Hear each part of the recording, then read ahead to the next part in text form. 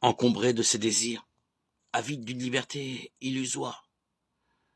Le fils prodigue de la parabole de Luc, chapitre 15, 11, 32, quitte la maison paternelle et vogue vers des cieux qu'il imagine meilleurs. Son cœur est trop plein de l'espoir de fausses richesses pour qu'il puisse y avoir place en lui pour l'amour de son père. C'est dans le dénuement qu'il redécouvre celui-ci. Il n'a plus de biens fallacieux pour combler transitoirement son cœur.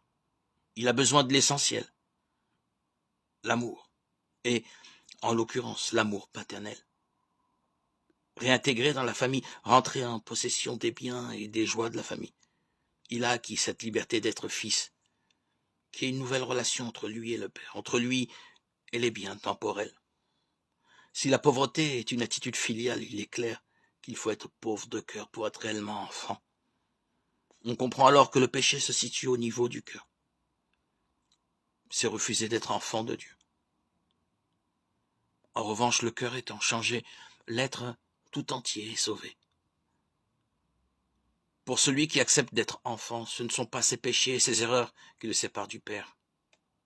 Certes, il vit plus ou moins bien en enfant, il porte plus ou moins bien le nom du Père. C'est le destin de chacun. Nul ne peut revendiquer d'être digne de Dieu. Cependant, celui qui a décidé dans son cœur, c'est-à-dire au plus profond de lui-même, d'accepter la paternité de Dieu, de ne considérer rien de supérieur de manière définitive, a ce bien, celui-là, et héritier du salut.